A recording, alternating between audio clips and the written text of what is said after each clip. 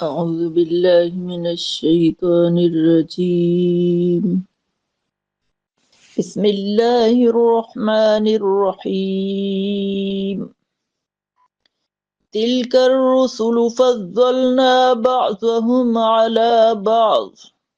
منهم من كلم الله ورفع بعضهم درجات، وآتينا عيسى ابن مريم البينات وأيدناه بروح القدس، ولو شاء الله ما اقتتل الذين من بعدهم من بعد ما جاءتهم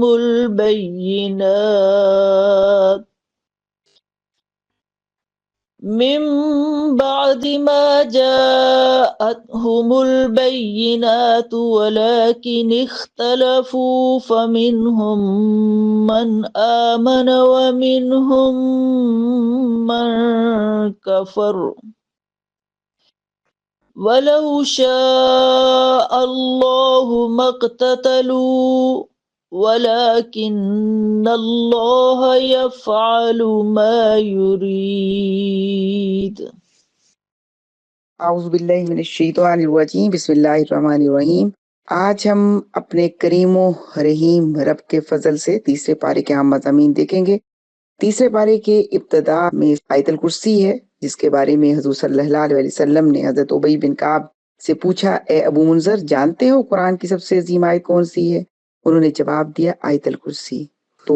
حضور صلی اللہ علیہ وسلم نے فرمایا، اللہ تمہیں علم میں برکت دے۔ صحیح مسلم سے ہے یہ روایت۔ اور اسی طرح صحیح بخاری میں ہے کہ حضرت ابو ہریرہ رضی اللہ تعالیٰ عنہ نے فرمایا کہ جو شخص رات کو سوتے وقت آیت الکرسی پڑھ لے، اللہ کی طرف سے ایک محافظ مقرر ہو جاتا ہے اور شیطان صبح تک اس کے قریب نہیں آتا۔ نبی صلی اللہ علیہ وسلم نے یہ بھی فرمایا کہ جو شخص ہر فرض نماز کے بعد آیت الکرسی پڑھے، اس کے جنت میں داخلے میں موت کے سوا کوئی رکاوٹ نہیں ہے۔ اور آیت الکرسی گھروں میں پڑھی جائے تو شیطانی اثرات بھی دور ہو جاتے ہیں اور سکون اور حفاظت بھی ہوتی ہے۔ اچھا، بات یہ ہے کہ یہ اتنی افضل ترین آیت کیوں ہے؟ اس لیے کہ اس میں اللہ رب العالمین کی توحید بیان کی گئی ہے۔ اس آیت مبارکہ کے اگر سیاق و سباق پر نظر ڈالیں تو معلوم ہوتا ہے کہ اس سے پہلے جو مضامین قرآن میں آئے ہیں اس میں اللہ تعالیٰ کے انعامات کا ذکر ہے اور کفران نعمت کرنے والوں کو سزا بتائی گئی ہے، اور پھر وہ قوانین بتائے گئے ہیں جس کے نتیجے میں دنیا میں امن و سکون ہو۔ اور اللہ کی زمین پر امن اس وقت قائم ہوتا ہے جب اس کائنات کے خالق اور مالک کا قانون تسلیم کر کے اس پر عمل شروع کر دیا جائے۔ اس کا اقتدار زمین و آسمان کو اپنے گھیرے میں لیے ہوئے ہے اور اس کے حکم سے سرتابی نہیں کرتا، مگر انسان کو جو آزادی ملی ہے اس کو وہ غلط استعمال کر رہا ہے اور اپنی مرضی سے زندگی گزارتا ہے، جس کا نتیجہ ظلم، جبر، تباہی کی شکل میں اس دنیا میں نظر آ رہا ہے۔ تو اللہ تعالیٰ بتا رہے ہیں کہ ہر چیز کا علم اللہ ہی کے پاس ہے، وہ حی و قیوم ہے، نہ سوتا ہے نہ اسے اونگ آتی ہے۔ اس بات سے فوری طور پر بائبل کے اس بیان کی تردید ہو جاتی ہے جس میں یہ لکھا ہوا ہے کہ خدا نے 6 دن میں زمین و آسمان پیدا کی اور 7ویں دن آرام کیا۔ تو اللہ تعالیٰ نے واضح طور پر بتا دیا کہ اللہ وہ زندہ اور قائم رہنے والی ہستی ہے، نہ اسے اونگ آتی ہے نہ اسے نیند آتی ہے، اور پھر یہ بھی بتا دیا کہ وہ ہر چیز پر اختیار رکھتا ہے اور بندہ اس کا مطیع و فرما بردار ہے۔ مشرکین کا یہ خیال کہ جو بزرگ انسانوں یا فرشتوں یا دوسری ہستیوں کے متعلق یہ سمجھتے تھے کہ ان کا بڑا زور چلتا ہے، وہ اللہ کے سامنے اڑ بیٹھیں گے اور منوا کر ہی چھوڑیں گے، جو کام چاہیں خدا سے لے سکیں گے۔ انہیں بتایا جا رہا ہے کہ زور چلانا تو بڑی دور کی بات ہے، کوئی بڑے سے بڑا پیغمبر، کوئی اللہ کا بہت ہی قریب فرشتہ اللہ کے دربار میں بغیر اجازت کے زبان نہیں کھول سکتا، اور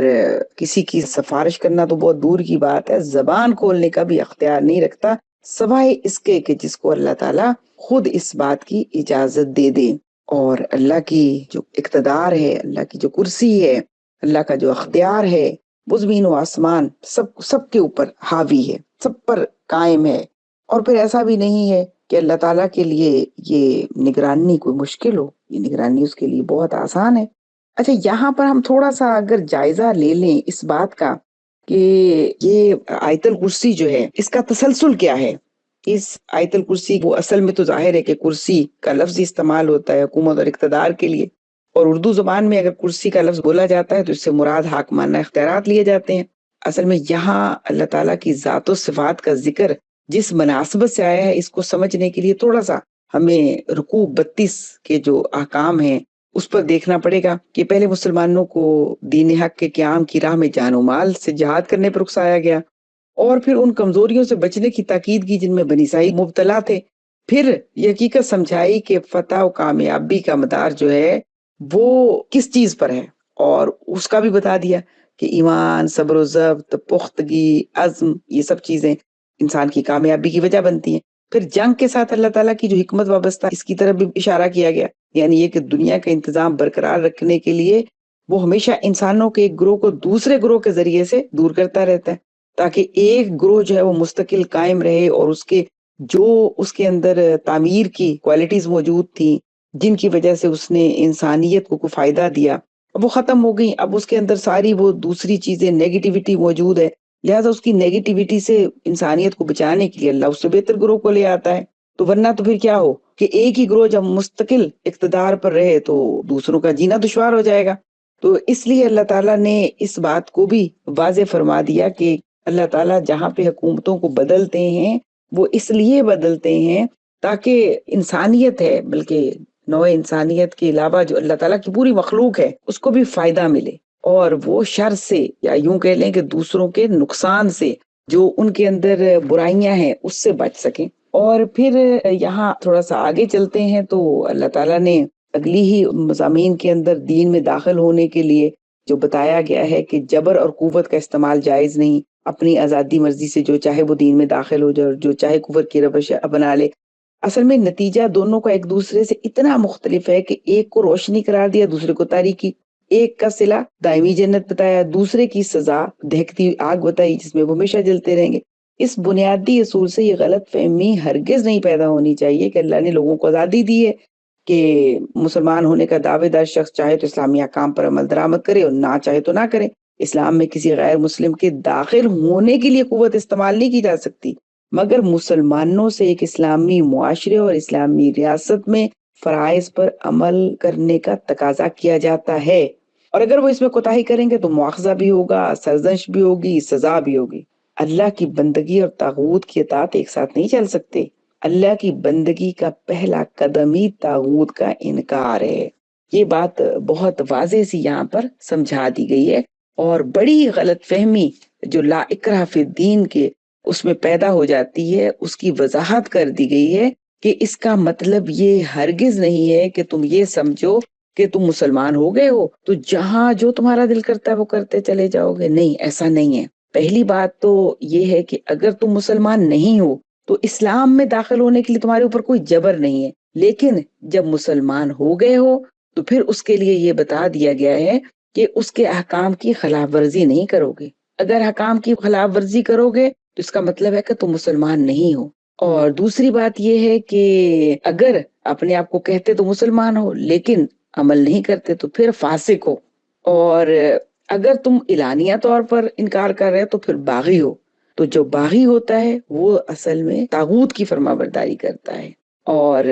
طاغوت اصل میں لغت کے اعتبار سے ہر اس شخص کو کہا جائے گا جو اپنی جائز حد سے بڑھ گیا، اور اس کی شریعت جو ہے وہ اجازت نہیں دیتی. اور طاغوت کو اگر دیکھیں تو ایک طاغوت شیطان ہے جو اس کے سامنے نت نئی جھوٹی ترغیبات پیش کرتا ہے. دوسرا طاغوت آدمی کا اپنا نفس ہے جو اسے جذبات و خواہشات کا غلام بنا کر زندگی کے ٹیڑھے راستوں میں کیچے کیچے لیے پھرتا ہے. اور بے شمار طاغوت باہر کی دنیا میں پھیلے ہوئے ہیں کہ جن کی وجہ سے انسان اللہ کی نافرمانی کرتا ہے. وہ اس کے اولاد ہے، اس کے اہل و عیال ہیں، اس کا خاندان ہے، دوست ہیں، اور ایک خوف معاشرے کا، ایک خوف اپنے حلقہ احباب کا، یہ سب جو ہے وہ طاغوت میں شمار ہوتا ہے. یعنی خدا سے منہ موڑ کر انسان جس کی طرف بھی جائے گا تو وہ دراصل طاغوت کے چنگل میں پھنس گیا. تو اس لیے یہاں اس موضوع کو اللہ تعالیٰ نے بیان فرمایا ہے. اور اس کے ساتھ ہی جو ہے وہ ظاہر ہے کہ جو آیت الکرسی کا مضمون ہے اسی کی وضاحت یہ طاغوت سے انکار اور اللہ پر ایمان لانے کی بات اور پھر اللہ کو مضبوط سہارا بنانے، اور ایسا سہارا جو کبھی ٹوٹے نہیں، اور اللہ پر ایسا ایمان کہ جس کے نتیجے میں اللہ انسان کو تاریکی سے نکال کر روشنی میں لے آئے۔ تاریکی جہالت ہے اور روشنی فلاح اور سعادت ہے۔ اسی بات کی وضاحت اللہ تعالیٰ نے آگے چل کے ایک واقعے سے بیان کی ہے، اور یہ واقعہ بیان ہوتا ہے آیت نمبر 258 سے شروع ہو جاتا ہے، جس میں اللہ تعالیٰ نے حضرت ابراہیم علیہ السلام اور نمرود کا تذکرہ کیا ہے۔ اور وہ تذکرہ کس طرح سے ہے کہ دربار شاہی میں پورے کرو فرق کے ساتھ، پورے تکبر کے ساتھ نمرود آتا ہے اور اپنے رب ہونے کا اعلان کرتا ہے۔ حضرت ابراہیم علیہ السلام نے اس سے مروب ہونے کی بجائے مکمل اطمینان کے ساتھ کہا کہ میرا رب تو وہ ہے جس کے قبضے میں میری زندگی اور موت ہے۔ جواب میں نمرود نے کیا کہا؟ زندگی اور موت تو میرے قبضے میں ہے۔ آپ نے اس کے ارادوں کو بھانپتے ہوئے کہ بجائے اس کے کہ بحث کرتے تو انہوں نے ایک اور دلیل دی، اور وہ دلیل کیا تھی کہ میرا رب سورج کو مشرق سے نکالتا ہے اور مغرب میں غروب کرتا ہے۔ اگر تمہارے پاس کوئی قوت ہے تو سورج کو مغرب سے نکال دے، اور یہ تو ظاہر ہے کہ نمرود کے بس کی بات نہیں تھی، لہٰذا وہ وہیں پر حیران ہو گیا۔ تو پورا واقعہ جو ہے وہ قرآن پاک نے بیان کیا ہے، اور اس سے ہمیں کیا سمجھ آتی ہے کہ کس طرح اللہ تعالیٰ کو جو سمجھتے ہیں، اس کی طاقت کو، اس کی قدرت کو، اور ان کا ایمان کتنا مضبوط ہوتا ہے۔ اور جب ان کا ایمان مضبوط ہوتا ہے تو وہ بڑی سے بڑی قوت کے سامنے بھی اپنے آپ کو بے بس نہیں سمجھتے، بلکہ وہ بڑی سے بڑی قوت کے سامنے بھی اس حق کا اعلان کر دیتے ہیں جو حق ان کے دلوں کے اندر راسخ ہو چکا ہوتا ہے۔ اور اسی آیت الکرسی میں ایک ذکر جو ہے وہ شفاعت کا بھی ہے، شفاعت کا تصور بھی ہے کہ اللہ کے سوا کوئی جو ہے وہ انسان کی سفارش نہیں کر سکے گا۔ من ذا الذی یشفع عندہ الا باذنہ، یہ بھی ایک پورا ایک نظریہ ہے، اس لیے ہم تھوڑی سی بات اس کے اوپر بھی کر لیتے ہیں۔ تو آیت الکرسی میں یہ بات سمجھا دی گئی ہے، کوئی نبی، کوئی ولی، فرشتہ یا بزرگ اللہ کی اجازت کے بغیر شفاعت نہیں کر سکتا۔ تو قرآن اصل میں اس بات کی واضح طور پر وضاحت کر چکا ہے، اور سورہ الانبیاء کے اندر بھی اللہ تعالیٰ نے فرما دیا کہ وَلَا يَشْفَعُونَ إِلَّا لِمَنْ ارْتَضَىٰ، یعنی شفاعت انہی کے لیے ہوگی جن سے اللہ راضی ہوگا، ہر کسی کے لیے شفاعت نہیں ہوگی، یعنی بے عمل لوگوں کے لیے کوئی شفاعت نہیں ہے۔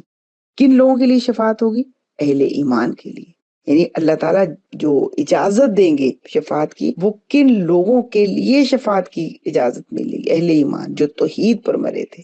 یعنی ان کی موت جب آئی وہ اللہ پر ایمان رکھتے تھے، خواہ گناہ گار تھے مگر اللہ پر ایمان رکھتے تھے۔ اور منکرین کی شفاعت نہیں ہوگی۔ سورہ المدثر کی آیت نمبر 48 کے اندر اللہ تعالیٰ فرماتے ہیں فَمَا تَنفَعُهُمْ شَفَاعَةُ الشَّافِعِينَ، کہ ایسے لوگ جو انکاری ہیں، جو کافر ہیں، ان کو شفاعت کرنے والوں کی شفاعت کوئی فائدہ نہیں دے گی۔ اور پھر ساتھ جو ہے وہ سورہ بنی اسرائیل کی آیت نمبر 79 کے اندر بھی بتا دیا کہ اللہ تعالیٰ نے حضور صلی اللہ علیہ وسلم کو جو مقام محمود عطا کیا ہے، جس کی ہم دعا کرتے ہیں اذان کے بعد کی دعا میں، تو دراصل وہ یہی مقام ہے کہ آپ کو شفاعت کا حق دیا جائے گا۔ تو اس کے حوالے سے حدیث ہے جامع ترمذی کی کہ میری شفاعت میری امت کے بڑے گناہ گاروں کے لیے ہے، مگر وہ شرط یہ ہے کہ ایمان رکھتے ہوں، یعنی وہ صاحب ایمان ہوں۔ مولانا مودودی رحمۃ اللہ علیہ فرماتے ہیں کہ شفاعت کا صحیح تصور جو ہے وہ اصل میں انسان کو عمل سے غافل نہیں کرتا اور اللہ کی رحمت سے پر امید بناتا ہے۔ شفاعت حوصلہ ہے، چھوٹ نہیں ہے۔ شفاعت اللہ کی رحمت کا دروازہ ہے، گناہ کا جواز نہیں ہے۔ شفاعت نظام عدل کے اندر رحمت ہے، اس کے خلاف نہیں ہے۔ اسلام شفاعت کے نام پر کیا تصورات دیتا ہے؟ یہ نہیں کہ کوئی ولی، کوئی غیر اللہ اور کوئی انسان کا نسب یا کوئی انسان کی جماعت جو ہے وہ اس کی شفاعت کروا کر اسے بخشوا دے گی، ایسا نہیں ہے۔ شفاعت اللہ کی اجازت سے مشروط ہے اور اہل ایمان کے لیے ہے، تو لہٰذا بہت ضروری ہے کہ ہم اپنے ایمان کی حفاظت کریں۔ اور اس کے بعد سورہ بقرہ کی آیت نمبر 261 سے 274 تک انفاق فی سبیل اللہ کا حکم ہے۔ قرآن مجید نے اسلامی معاشرت کی بنیاد جن اخلاقی اصولوں پر رکھی ہے، ان میں انفاق فی سبیل اللہ کو مرکزی حیثیت حاصل ہے۔ تو ان آیات مبارکہ میں انفاق کے فضائل، آداب، غلط رویوں اور اس کے اجتماعی اثرات کو بہت حکیمانہ انداز میں بیان کیا گیا۔ یہ آیات مبارکہ میں بتاتی ہیں کہ اسلام میں انفاق محض مالی عمل نہیں بلکہ ایمان، اخلاق اور معاشرتی عدل کا عملی اظہار ہے۔ اور انفاق کے اجر سے متعلق جو آیت مبارکہ ہے وہ اسی پارے کی 261 نمبر آیت ہے کہ اللہ تعالیٰ فرماتے ہیں کہ جو لوگ اللہ کی راہ میں اپنا مال خرچ کرتے ہیں، ان کی مثال اس دانے کی سی ہے جس سے 7 بالیاں نکلتی ہیں اور ہر بالی میں 100 دانے ہوتے ہیں۔ یہ تمثیل بتاتی ہے کہ انفاق خسارہ نہیں بلکہ نفع ہے، مگر یہ نفع دنیاوی حساب سے نہیں، اللہ کے وعدے کے مطابق ہوتا ہے۔ مولانا مودودی رحمۃ اللہ علیہ فرماتے ہیں کہ یہ مثال انسان کے معاشی خوف کو توڑتی ہے اور یہ یقین پیدا کرتی ہے کہ اللہ کے نظام میں دینے والا کبھی خالی نہیں ہوتا۔ اور پھر آیت نمبر 262 سے 263 یعنی 2 آیات کے اندر یہ بات بتا دی گئی ہے کہ اللہ کی راہ میں خرچ کرنے والا جس کو دیتا ہے اس پر احسان نہیں جتاتا اور دینے کے بعد اسے کوئی تکلیف بھی نہیں دیتا۔ قرآن پاک نے سختی سے متنبہ کیا ہے کہ انفاق کے بعد احسان جتانا یا دل آزاری تمہارے صدقے کو ضائع کر دے گی۔ پھر فرمایا کہ نرم بات اور درگزر کر دینا اس خیرات سے بہتر ہے جس کے ساتھ تکلیف دو۔ اس سے معلوم ہوا کہ اسلام میں انفاق کے ساتھ حسن اخلاق شرط ہے، ورنہ عمل بے وزن ہو جاتا ہے۔ انفاق کا مطلب اللہ کی راہ میں مال خرچ کرنا ہے۔ اور 264 آیت کے اندر یہ بھی سمجھا دیا گیا کہ ریاکاری اور دکھاوا نہیں ہوگا۔ جو لوگ لوگوں کو دکھانے کے لیے خرچ کرتے ہیں ان کے عمل کی مثال اس چکنے پتھر سے دی گئی ہے۔ چکنا پتھر یعنی جس پر تھوڑی سی مٹی ہو، بارش آئے تو سب بہہ جائے، یعنی مٹی زرخیز ہوتی ہے نا، مٹی میں بیج ڈالیں گے سبزہ نکلے گا، پھل پھول اور اناج پیدا ہوگا، لیکن اگر وہ مٹی پتھر کے اوپر ہے تو اس مٹی کے اندر بیج ڈال کے کوئی بھی چیز اگائی نہیں جا سکتی، بلکہ پانی جب اس کے اوپر آتا ہے تو مٹی بہہ جاتی ہے۔ تو اسی طرح اگر انفاق دکھاوے کے لیے کیا گیا تو اس کا کوئی فائدہ نہیں ہوگا، جیسے پتھر کے اوپر سے مٹی بہہ جائے کوئی فائدہ نہیں ہوتا، اسی طرح وہ انفاق انسان کو فائدہ نہیں دیتا بلکہ وہ مال اس حساب سے ضائع چلا جاتا ہے کہ اجر نہیں ملتا۔ اور 265 نمبر آیت کے اندر بتا دیا گیا کہ اخلاص کے ساتھ خرچ کرنے والوں کو سرسبز باغ، یہ وہ بڑی خوبصورت تشبیہ ہے جو قرآن نے دی ہے کہ ایسا سرسبز باغ ہے کہ جو بارش ہو یا نہ ہو پھل ضرور دیتا ہے، یعنی ایسا سرسبز باغ ہے جو اللہ کے لیے مال خرچ کرتے ہیں کہ جس نے ہر صورت میں پھل دینا ہے، خواہ بارش ہو، خواہ وہ بارانی ہو، خواہ اس کے اندر کوئی نہریں بہتی ہیں یا نہیں نہر بہتی، یا کہیں دریا کا کوئی پانی آتا ہے نہیں آتا، لیکن وہ باغ ہمیشہ سرسبز رہتا ہے اور وہ پھل دیتا رہتا ہے۔ جو اللہ کی راہ میں انسان بغیر کسی ریا کے خرچ کرتا ہے، بغیر کسی دکھاوے کے خرچ کرتا ہے، بغیر کسی بدلے کے خرچ کرتا ہے، تو اللہ اس کے مال کو مسلسل بڑھاتا چلا جاتا ہے، اضافہ کرتا چلا جاتا ہے۔ اور پھر اس کی حد کیا ہے؟ اس کی کوئی حد ہی نہیں۔ پھر وہ جیسے وہ 7 بالوں کی مثال دی گئی، ایک بال اور اس میں 700 تک دانے، اور اللہ چاہے تو اور بھی بڑھا دے۔ یعنی انسان کے اخلاص کے اوپر ہے کہ جتنے اخلاص کے ساتھ اس نے مال کو راہ خدا میں خرچ کیا، اللہ تعالیٰ اسی حساب سے اس کو بے شمار دنیا میں بھی اس کا بدلہ دیتا ہے۔ یعنی دنیا میں بدلہ دینے کا مطلب یہ کہ دنیا میں وہ اس کا مال بہت بہت زیادہ بڑھا کے دے دیتا ہے، اور آخرت میں بھی اس کا اجر بے حساب دیتا ہے۔ پھر 266 آیت کے اندر بتایا کہ قرآن اس شخص کی مثال دیتا ہے جو بڑھاپے میں اپنے باغ کو جلتا ہوا دیکھے۔ مطلب یہ ہے کہ اگر اس نے ریا کے لیے یہ کام کیا، دکھاوے کے لیے کیا، تو بالکل ایسے ہی ہوگا جیسے انسان نے اپنا ایک باغ، بہت خوبصورت باغ اور بہت بڑا باغ بنایا، اور وہ یہ سمجھتا ہے کہ میری اولاد کے لیے بہت بڑا یہ انتظام ہے روزی کا، لیکن جب اس کی اولاد ابھی کمزور ہی ہے اور اس کا اپنا وقت قریب آ گیا ہے، اب خود وہ بڑھاپے میں پہنچ گیا اور وہ دیکھتا ہے کہ اس کا باغ جل گیا ہے، اور اس وقت انسان کا کیا عالم ہے کہ وہ زندگی کے عروج، قوت اور خوشحالی میں، مطلب اس کے حالات بہت اچھے تھے، لیکن جب وہ خود کمزور ہو گیا، اس کی اولاد بھی کمزور ہے، لیکن اس کے پاس اب کچھ نہیں ہے، اور پھر وہ انسان کتنا پریشان ہوتا ہے۔ اس مشکل سے نکلنے کا راستہ نظر نہیں آتا، کیونکہ نہ اس کی جوانی لوٹ سکتی ہے اور نہ ہی ایک دن میں اس کی اولاد جو ہے وہ جوان ہو سکتی ہے۔ اور پھر یہ بتایا کہ پاکیزہ مال سے جو انفاق کرتے ہیں اور وہ اصل میں اللہ کو بہت پسند ہیں، لیکن خرچ کیا کریں؟ سوال یہ ہے کہ کوئی گھٹیا چیز نہیں، کوئی ناکارہ چیز نہیں، بلکہ پسندیدہ چیز، اچھی چیز، یعنی مال میں سے جو راہ خدا میں دینا ہے وہ اچھا مال دو۔ یہ نہیں کہ اپنے گھر کا وہ سامان نکال کے دے دے جس کی ضرورت نہیں، اپنے کپڑے، اپنے جوتے وہ نکال کے دے دیں جو اب استعمال نہیں کرنے، اور پھر سمجھیں کہ ہم نے بہت بڑا انفاق کیا ہے۔ دے دیں، ضرور دے دیں، جو چیز میرے کام کی نہیں ہے دوسرے کے کام کی ہوگی، لیکن اس کو انفاق نہ سمجھیں۔ ہاں البتہ اس کو دینے کے بعد وہ بھی خرچ کریں جو میری ضرورت تھی، میری اولاد کی ضرورت تھی، میرے گھر کی ضرورت تھی، لیکن میں نے اپنے اللہ سے محبت کی وجہ سے اسے بھی راہ خدا میں خرچ کر دیا۔ اور پھر آگے 268 میں جو اللہ تعالیٰ فرماتے ہیں کہ شیطان انسان کو غربت سے ڈراتا ہے، شیطان کا کام ہی ہے کہ وہ دلوں کے اندر وسوسے ڈالتا ہے، خیالات ڈالتا ہے، اسے یہ کہتا ہے کہ تم نے اگر یہ خرچ کیا تو تم غریب ہو جاؤ گے، یہ تمہارا مال کم ہو جائے گا، دوبارہ تمہیں کہاں سے ملے گا، کل تمہیں ضرورت پڑے گی تو پھر تمہاری مدد کوئی نہیں کرے گا، تمہیں کون دے گا؟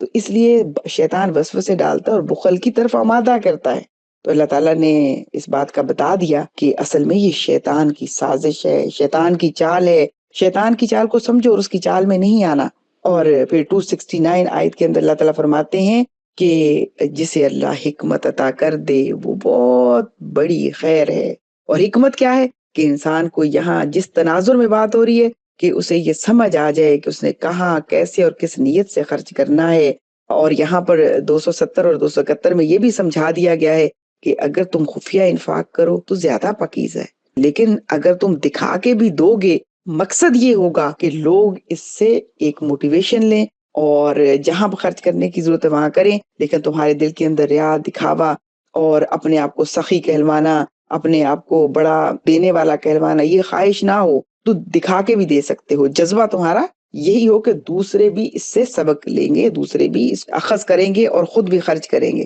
تو پھر جائز ہے۔ لیکن ایسا انفاق جو چھپا کے دیا جائے اس میں تمہارے لیے زیادہ تمہارے دل کی پاکیزگی اور ریا سے بچنے کا ذریعہ ہوگا۔ اور پھر 272 اور 273 ہی کے حوالے سے نبی صلی اللہ علیہ وسلم کو فرمایا گیا کہ ہدایت دینا آپ کی ذمہ داری نہیں، آپ کا کام خرچ کرنا ہے، خاص طور پر ان ضرورت مندوں پر جو خودداری کی وجہ سے نہیں مانگتے۔ یہاں پر 2 باتیں سمجھا دی گئی ہیں۔ ایک بات تو یہ سمجھا دی گئی ہے کہ دیکھو زیادہ حقدار کون ہے؟ جو مانگتے نہیں ہیں، خوددار ہیں لیکن ضرورت مند ہیں، اور ان کو پہچانو، ان کو ڈھونڈو اور ان کی ضرورت کو پورا کرو۔ اور دوسری بات یہ ہے کہ ہمارا کام، یعنی اللہ تعالیٰ نے نبی صلی اللہ علیہ وسلم کو فرما دیا، بتا دیا کہ ذمہ داری جو ہے وہ پہنچا دینے کی۔ ہدایت کس کے ہاتھ میں؟ اللہ کے ہاتھ میں ہے، اللہ کے ہاتھ میں ہدایت ہے، اور اللہ جس کو چاہتا ہے ہدایت دے دیتا ہے۔ لہٰذا ہمارا کام، میرا اور آپ کا کام، اپنے لیے ان آیات مبارکہ پر عمل کرنا ہے اور دوسروں کے لیے دعا کرنی ہے، ان تک پہنچا دینا ہے، اور ان کے لیے مسلسل ترغیب ہے، مسلسل موٹیویٹ کرنا ہے، مسلسل یاد دہانی کروانا ہے، اور اپنی دعاؤں میں یاد رکھنا بھی ہے۔ اور یہ بات سمجھانا کہ اللہ تعالیٰ نے انفاق میں اتنی برکت رکھی ہے کہ اس سے کبھی مال میں کمی نہیں ہوتی، بلکہ کئی گنا اللہ مال کو بڑھا دیتا ہے۔ اور پھر یہ بتانا کہ جب انسان انفاق کرنے سے بچتا ہے تو دراصل شیطان ہے جو انسان کو وسوسہ ڈالتا ہے، لہذا شیطان کو سمجھتے ہوئے اس کے وسوسوں سے بچنا اور اس کی چالوں سے اپنے آپ کو محفوظ رکھنا یہ ضروری ہے۔ اور جتنا انسان اللہ کی محبت میں مال خرچ کرے گا اتنی ہی دل کے اندر اللہ کی محبت پیدا ہوگی، کیونکہ ایک دل کے اندر 2 محبتیں نہیں ہو سکتی، یا تو مال کی ہو یا پھر اللہ کی ہو۔ تو جب اللہ کی محبت ہوگی تو پھر خالص اللہ کی محبت ہوگی۔ اللہ کی محبت کے لیے اپنا مال خرچ کر دینا، اپنی جان کو اللہ کی راہ میں لگا دینا اور اپنی اولاد کو بھی اللہ کی راہ میں لگا دینا، یہ اللہ سے محبت کا ثبوت ہے۔ آگے سورہ بقرہ کی آیت نمبر 285 اور 286 میں عقیدہ، اطاعت اور ذمہ داری کو جس انداز میں سمیٹا گیا ہے وہ پورے اسلامی نظام حیات کا خلاصہ ہے، اور اس کے ساتھ ہی سود کی حرمت اور انفاق کے اصولوں کے ذریعے معاشی نظام کی اصلاح کو بھی واضح کیا گیا ہے۔ اس کا مطلب یہ ہے کہ ایمان محض دل کی کیفیت کا نام نہیں ہے بلکہ عملی عدل میں ڈھلنے کا نام ہے۔ یہ 285 آیت جو ہے جس کے اندر یہ فرمایا گیا ہے، یہ سورہ البقرہ کی آخری 2 آیات ہیں۔ 85 اور 86 ان کو پڑھنے کا بڑا اجر ہے، اور خاص طور پر رات کو سونے سے پہلے ان آیات مبارکہ کی تلاوت۔ تو اس میں اصل میں ایمانیات ہے نا، کہ آمن الرسول بما انزل الیہ من ربہ والمؤمنون، کہ اصل میں ایمان کی طرف بلایا گیا ہے کہ رسول اس ہدایت پر ایمان لایا جو اس کے رب کی طرف سے نازل ہوئی تھی۔ اور اس میں جب ایمان کی بات ہے تو ایمان صرف اللہ پر نہیں ہے، بلکہ اس کے بعد یہ بھی واضح کیا گیا ہے کہ فرشتوں، کتابوں اور رسولوں پر سب پر ایمان جو ہے وہ لانا ضروری ہے۔ اور پھر یہ بھی ضروری ہے کہ لا نفرق بین احد من رسلہ، ہم کسی رسولوں کے درمیان کسی میں فرق بھی نہیں کرتے۔ تو ایمان کا مرکز کیا ہے؟ ایمان کا مرکز کتاب الہی ہے، قرآن ہے، جو انسان کو فکر بھی دیتا ہے، نظریہ دیتا ہے، عبادت کا طریقہ بتاتا ہے، زندگی میں رہنمائی، پوری عملی زندگی کی رہنمائی کرتا ہے۔ یہی اصل میں فکری حفاظت ہے جو دراصل ابھی تک جس نے امت کو قرآن کے اندر تحریف سے روکا ہوا ہے، اور بہت باوجود دشمنوں کی سازشوں کے فرقہ بندی اور خواہشات نفس کا شکار ہونے سے قرآن اور حضور صلی اللہ علیہ وسلم کی سیرت مطہرہ بچی ہوئی ہیں۔ اور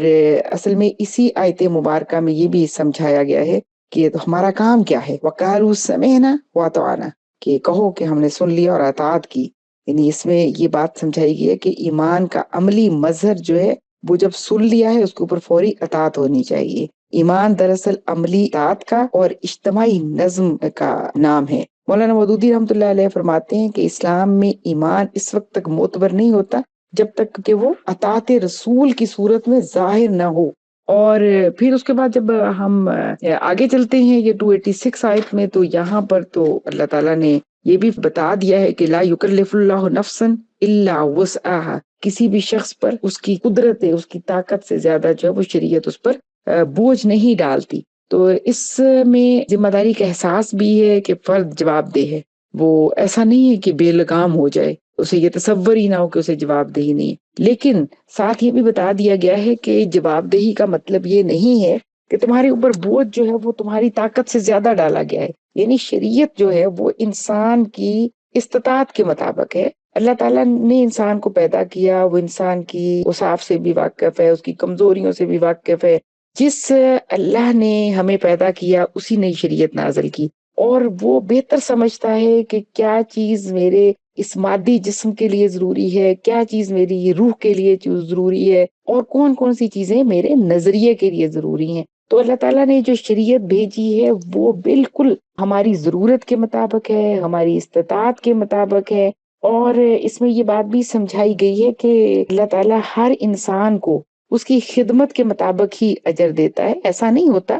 کہ ایک انسان کام زیادہ کرے اور اس کا اجر اسے کم ملے، اور ایک انسان جو ہے وہ کام کرتا ہو لیکن اس کو بدلہ اس کا زیادہ مل جائے۔ اور پھر یہ بھی بات نہیں ہے کہ ایک شخص برائی کرے اور اسے اچھائی ملے، یعنی اسے نیکیاں ملے، اسے جنت ملے، اور ایک بندہ ساری زندگی اچھائی کرتا رہے اور آخرت میں اسے جہنم ملے۔ ایسا تو نہیں ہوگا۔ اس کا مطلب یہی ہے کہ انسان جو کچھ کرے گا اس کے مطابق اس کے ساتھ معاملہ ہوگا۔ اور پھر آگے آیت نمبر 275 اور 281، اس کے اندر سود کی حرمت کا ذکر ہے۔ ان آیات مبارکہ کے بارے میں مفسرین نے بیان کیا کہ یہ فتح مکہ کے بعد نازل ہوئیں، اور حضور صلی اللہ علیہ وسلم نے انہیں مجمع عام میں پڑھ کر سنایا، اور وہاں یہ تاریخی، انقلابی اور یادگار اعلان آپ نے فرما دیا کہ آج کے دن کے بعد سود حرام ہے۔ جن لوگوں کو سودی مطالبات قرضداروں کے ذمے ہیں ان سب کا سود ساقط کر دیا گیا۔ اور سب سے پہلے حضور صلی اللہ علیہ وسلم نے فرمایا کہ میں اپنے چچا عباس بن عبد المطلب کے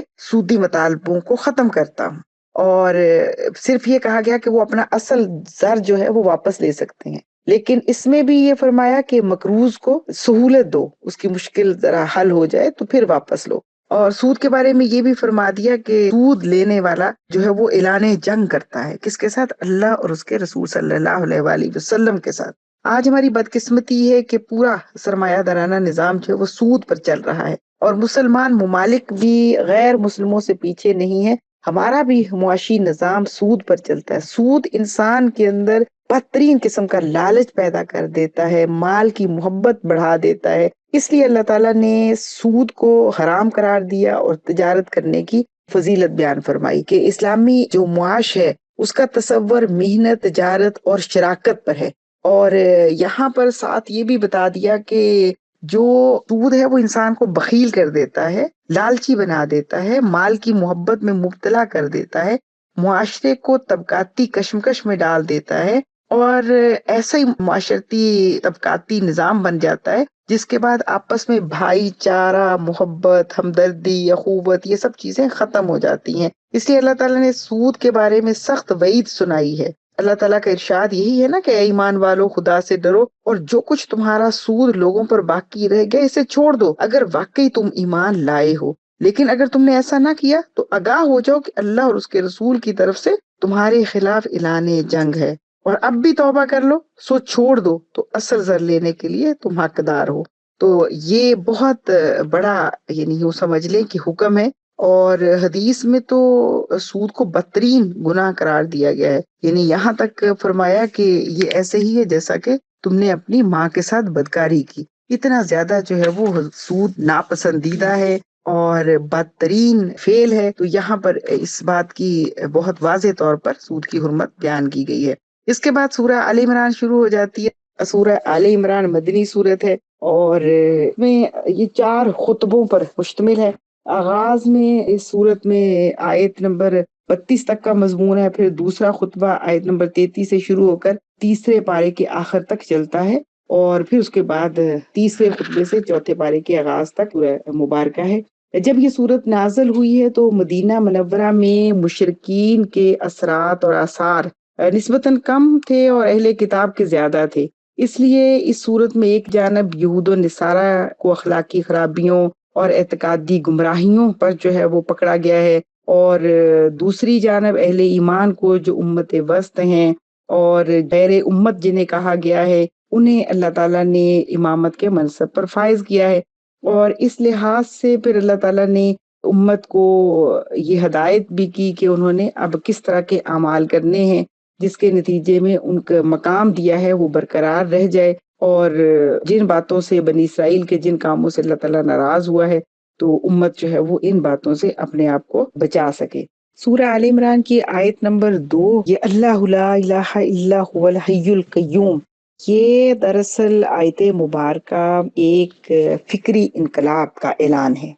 یہ ایک صرف عقیدہ نہیں بلکہ مکمل فکری نظام ہے جو مذہبی، سیاسی اور علمی گمراہیوں کی بنیادیں ہلا دیتا ہے۔ باطل مذہبی نظاموں کی بنیاد جو ہے وہ عموماً شرک پر ہوتی ہے۔ انسانوں کو الوہیت کا مقام دینا، وسیلوں کو مستقل طاقت سمجھنا، یہ سب باطل نظام ہے۔ تو اللہ تعالیٰ نے اس آیت مبارکہ میں واضح طور پر فرما دیا کہ اللہ کے سوا کوئی بھی معبود نہیں، تمہارے خود ساختہ جو معبود ہیں، پادری ہے، پوپ ہے، پیر ہے، دیوتا ہے، سب کی نفی ہے، اور تمہاری نجات، شفاعت اور ہدایت کہاں سے ہے؟ صرف اور صرف اللہ کے اختیار میں ہے۔ اس آیت مبارکہ میں یہ اعلان بھی ہے کہ عبادت بھی، اطاعت بھی، اعتماد بھی صرف اللہ کے لیے ہے۔ یوں مذہبی اجارہ داری ٹوٹ جاتی ہے، اور مذہبی اجارہ داری ٹوٹنے کے ساتھ ہی سیاسی نظام جو غیر اللہ کا نظام ہے وہ بھی ختم ہو جاتا ہے۔ تو اس آیت مبارکہ سے یہ بات بھی واضح ہو جاتی ہے کہ مستقل اقتدار،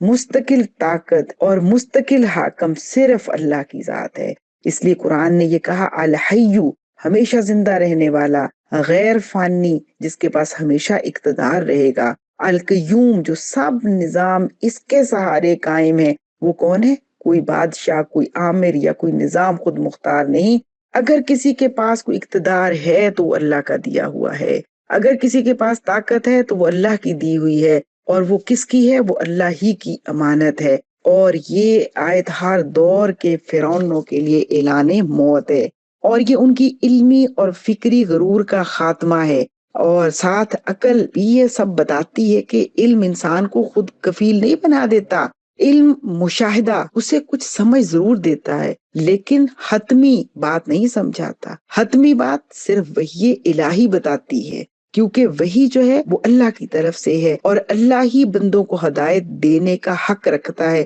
لہٰذا جس نے پیدا کیا ہے وہ انسان کی فطرت، اس کی ضروریات کو جانتا ہے۔ جو نظام کائنات چلا رہا ہے وہی بتائے گا کہ اس کا نظام کیسے چلے گا۔ تو اس لیے یہ آیت بتاتی ہے کہ اللہ ہی خالق ہے، مدبر ہے، مربی ہے، حاکم ہے، قانون بھی اس کا ہے، اقدار بھی اس کی ہیں، اخلاق بھی اس کا ہے۔ تو لہٰذا فرد، معاشرہ، ریاست، سب کی ذمہ داری کیا ہے؟ ایک ہی ذمہ داری ہے کہ اپنے اللہ کے ساتھ وفادار رہیں۔ سورہ آل عمران کا یہ آغاز دراصل امت کو خبردار کرتا ہے کہ اگر تمہارا عقیدہ کمزور ہو گیا، اگر مذہب کو تم نے رسم بنا لیا، اگر سیاست جبر بن گئی، اگر علم گمراہی بن گیا، تو یہ تمہارے لیے صرف مشکلات پیدا کرے گا اور تمہاری زندگی کو مشکل کر دے گا، تمہیں کمزور کر دے گا، تمہیں غلام بنا دے گا۔ اسی لیے مولانا مودودی رحمۃ اللہ علیہ کے مطابق توحید صرف خدا کو ماننے کا نام نہیں بلکہ ہر جھوٹے اقتدار سے بغاوت کا اعلان ہے۔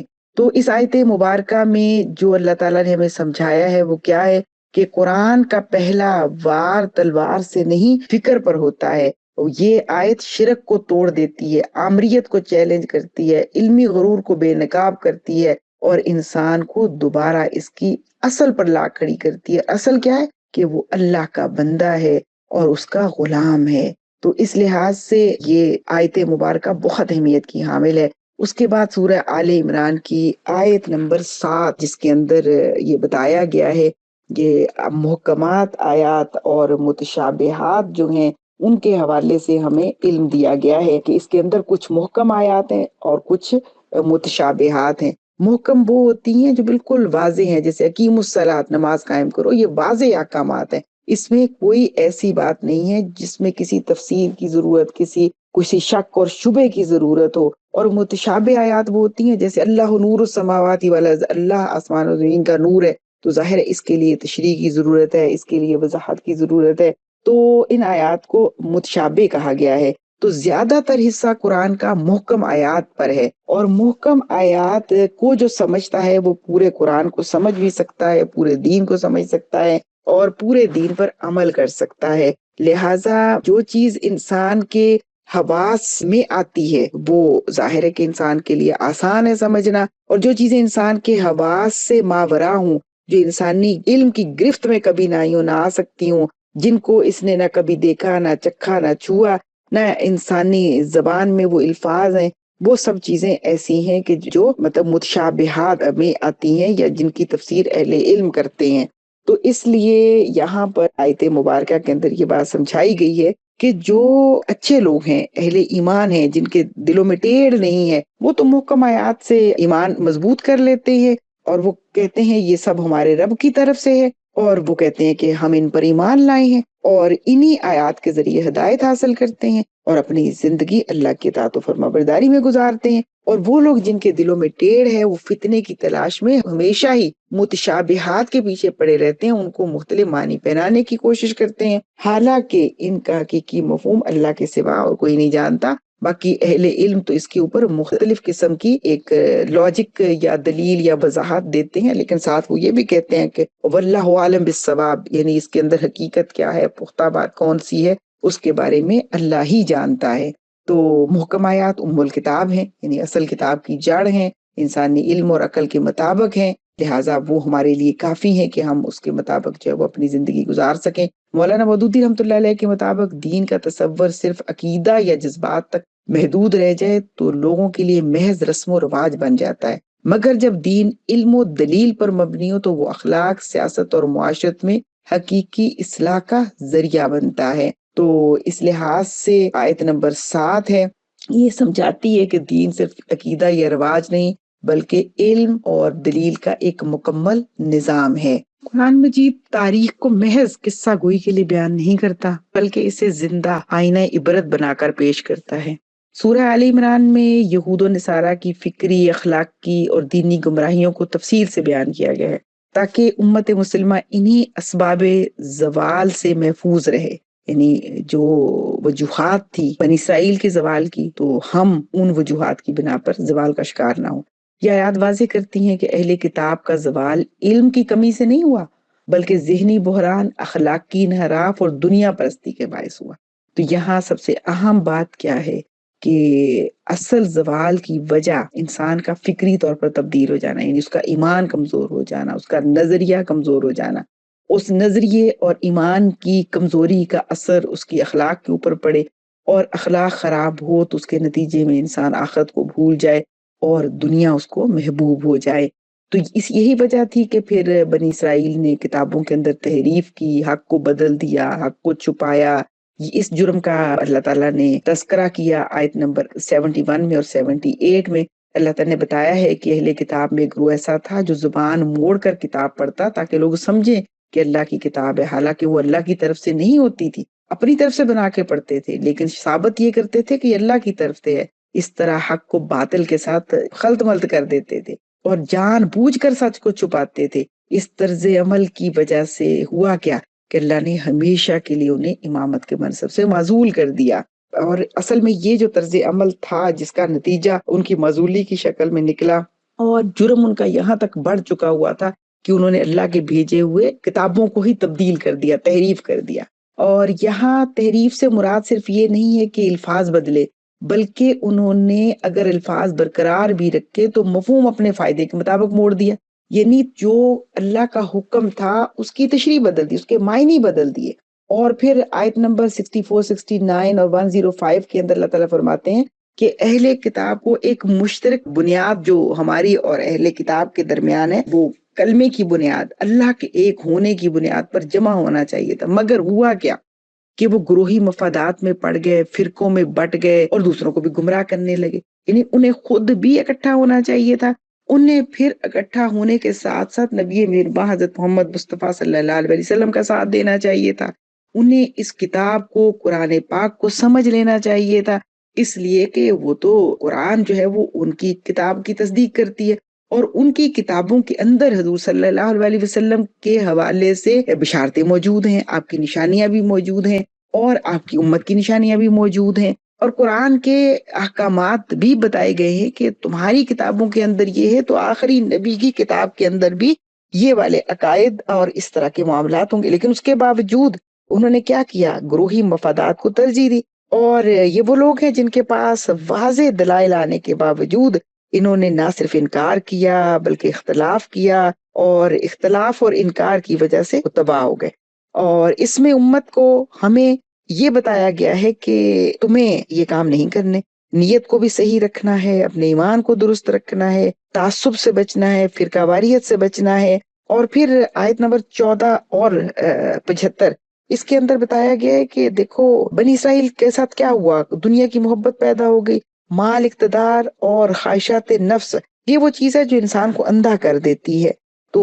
اہل کتاب میں بعض ایسے بھی تھے جو مالی معاملات میں امانت داری چھوڑ بیٹھے اور اسے مذہبی جواز دے دیا۔ یعنی یہ ایک انتہائی جو بری بات یا گھناؤنا جرم ہے، ایک تو یہ کہ انسان جرم کرے اور دوسرا یہ کہ اس جرم کو مذہب کی آڑ میں کرے۔ تو اہل کتاب کے لیے یہ بہت بڑا اللہ تعالیٰ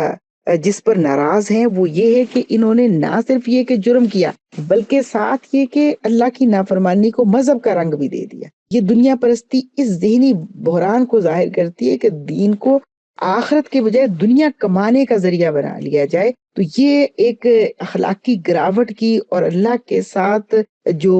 بغاوت ہے اس کی ایک اپنی حد ہے، اس لیے اس کی بہت زیادہ مذمت کی گئی ہے۔ اور پھر آیت نمبر 19، 73، 120 اس میں اللہ تعالیٰ فرماتے ہیں کہ پہلے کتاب میں علم آ جانے کے بعد جو حسد اور ضد کی وجہ سے، یعنی علم انہیں تھا، یعنی قرآن نے یہاں تک بیان فرمایا کہ یہ وہ اس طرح سے جانتے تھے کتاب کو جیسے اپنے بیٹوں کو جانتے ہیں، یعنی وہ جانتے تھے کہ نبی مہرباں برحق ہیں اور وہ یہ جانتے تھے کہ قرآن برحق ہے، مگر اس کے باوجود حسد اور ضد کہ نبوت بنی اسرائیل سے نکل کر بنی اسماعیل میں کیوں چلی گئی، اور یہ حسد کہ یہ اتنا بلند مقام اور مرتبہ جو ہمیں حاصل تھا ہم سے چھین لیا گیا، اور ہمارے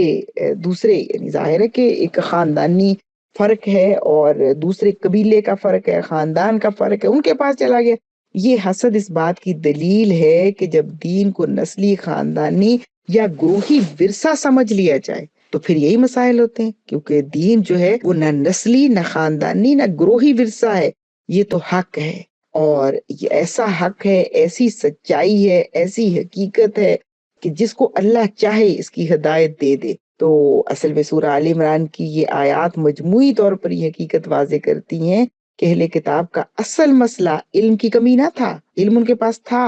عبادت کی قلت بھی نہیں تھی، ایسا بھی نہیں تھا کہ وہ عبادت نہیں کرتے تھے، بلکہ اصل مسئلہ کیا تھا؟ اصل مسئلہ یہ کہ ان کے اندر للہیت نہیں تھی،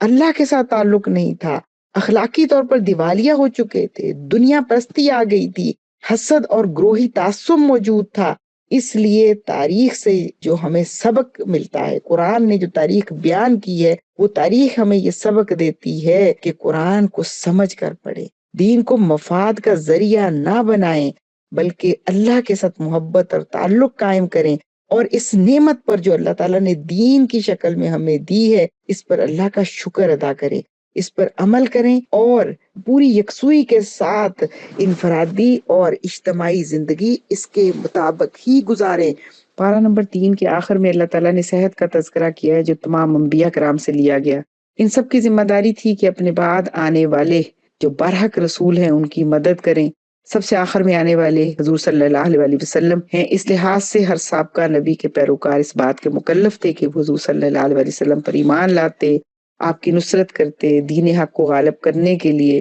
دوسرے لوگوں کے مقابلے میں زیادہ جانفشانی کا مظاہرہ کرتے، مگر عملاً ہوا یہ کہ انہی لوگوں نے دین کے راستے میں سب سے زیادہ رکاوٹیں ڈالیں، حضور صلی اللہ علیہ وسلم کے قتل کے در پہ رہے اور اسلام کے سب سے بڑے دشمن بن کر کھڑے ہو گئے۔ تو اللہ رب العالمین نے تمام سابقہ انبیاء کا ذکر کرتے ہوئے فرمایا کہ وہ سب اسلام پر کاربند تھے۔ اللہ کے نزدیک زندگی گزارنے کا صحیح راستہ صرف اور صرف دین ہے اور وہ اسلام ہے۔ تو لہٰذا اللہ تعالیٰ سے دعا ہے کہ اللہ تعالیٰ ہم سب کو دین اسلام پر چلنے کی توفیق عطا فرمائے، آمین۔